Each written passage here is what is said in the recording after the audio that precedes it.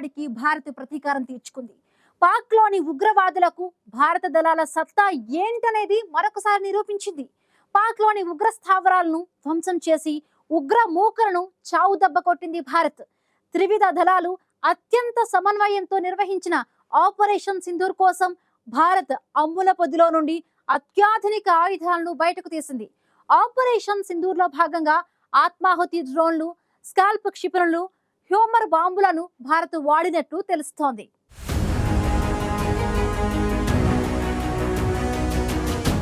పహల్గాం దాడికి ప్రతీకారంగా ముందుగా చెప్పి మరీ పాక్ను దెబ్బకొట్టింది భారత్. ఉగ్రవాదులకు భారత్ సత్తా ఏంటో మరోసారి చూపించింది.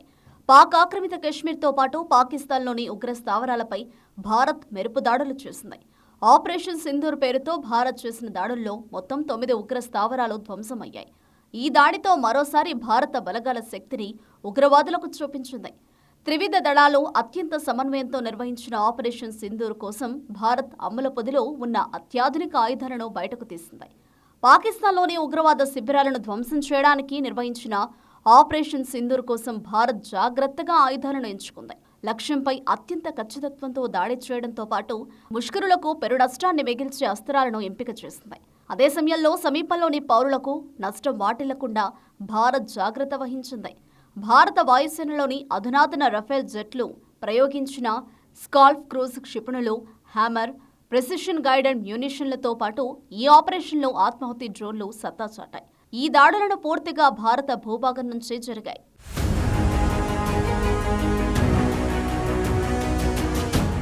ఆపరేషన్ సింధూర్లో ఆత్మాహుతి డ్రోన్లు, స్కాల్ప్ క్షిపణులు, హ్యామర్ బాంబులను వాడినట్లు తెలుస్తోంది. సాధారణంగా మిలిటరీ ఆపరేషన్లకు ఏ రకం ఆయుధాలు వాడారన్నది దళాలు ఎప్పుడూ బహిర్గతం చేయవు. కానీ అవి లక్ష్యాలను ఛేదించిన తీరు ఆధారంగానే ఏ ఆయుధాలను వాడారనే దానిపై నిపుణులు అంచనాకొస్తుంటారు. పాక్లోని ఉగ్ర స్థావరాలపై భారత్ చేసిన మెరుపు దాడుల్లో త్రివిధ దళాలు ఆత్మాహుతి డ్రోన్లను విస్తృతంగా వినియోగించినట్లు తెలుస్తోంది. ఆత్మాహుతి డ్రోన్లు నిర్దేశించిన ప్రాంతాలను చేరుకుని వాటిపై విరుచుకుపడతాయి. అంతేకాదు, ఈ డ్రోన్లు లక్ష్యాలను అత్యంత ఖచ్చితంగా గుర్తిస్తాయి. వీటిని లైటరింగ్ మ్యూనిషన్ అని వ్యవహరిస్తారు. ఈ ఆత్మాహుతి డ్రోన్లకు ఉన్న మరో ప్రత్యేకత ఏంటంటే వాటిలో నిఘా సామర్థ్యాలు కూడా ఉంటాయి. అలాంటి డ్రోన్స్ భారత్ దగ్గర చాలానే ఉన్నాయి. వీటి వినియోగంతో మన దళాల వైపు ప్రాణ నష్టం ప్రమాదాన్ని నివారించవచ్చు. దీంతో పాటు కదులుతున్న లక్ష్యాలను ఖచ్చితంగా ఛేదించేందుకు వాడతారు.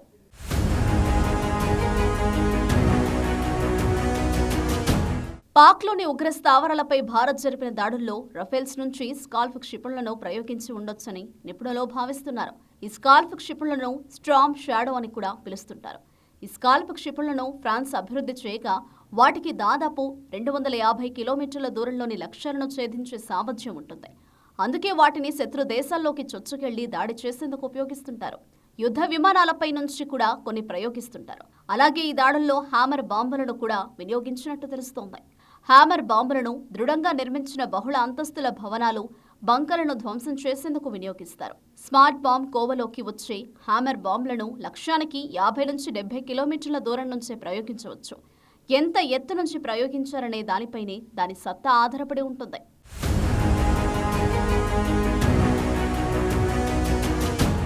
భారత్ దాడి చేసిన లక్ష్యాల్లో జైషేకు అత్యంత కీలకమైన బహవల్పూర్లోని మర్కజ్ సుబాన్ ఉంది. ఇది సరిహద్దుకు 100 కిలోమీటర్ల దూరంలో ఉంది.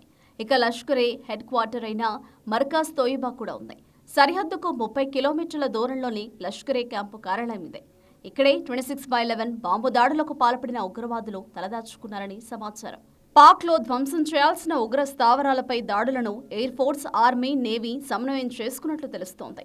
అలాగే అతిపెద్ద ఉగ్ర స్థావరాలైన బహవల్పూర్, మురిత్కేలను ధ్వంసం చేసే బాధ్యత వాయుసేన స్వీకరించినట్లు సమాచారం. మిగిలిన స్థావరాలపై ఆర్మీ దాడులు చేసినట్లు తెలుస్తోంది. నౌకాదళం తన నిఘా వ్యవస్థలైన P-8I విమానాలు, MQ-9 డ్రోన్లతో ఆర్మీ, వాయుసేనలకు సహకారం అందించిందని తెలుస్తోంది.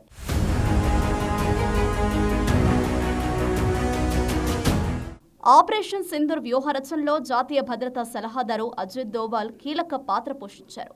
దీనికోసం రక్షణ, నిఘా అధికారులతో దాదాపు 15 సమావేశాలు నిర్వహించారు. తద్వారా లక్ష్యాల ఎంపిక, దాడుల సమయం, నిర్వహణ విధానాలపై విస్పష్ట ప్రణాళిక రచనకు వీలు కలిగింది.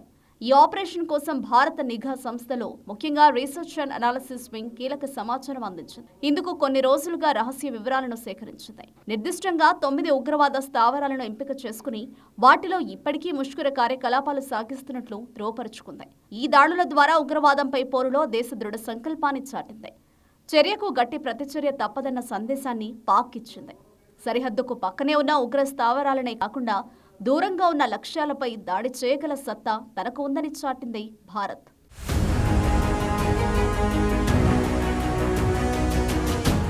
పహల్గాంలో కాల్పులకు తెగబడి అమాయకులను పొట్టనబెట్టుకున్న ఉగ్రవాదులపై భారత్ పంజా విసిరింది.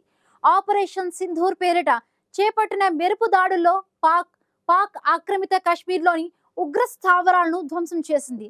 భారత్లో ఉగ్ర దాడులకు పాల్పడితే ఉగ్రవాదులకు వారికి ఆశ్రయం కల్పిస్తున్న పాక్ను దెబ్బకు దెబ్బతీస్తామనే విధంగా ఆపరేషన్ సింధూర్తో భారత్ గట్టి హెచ్చరికలను పంపినట్లయింది.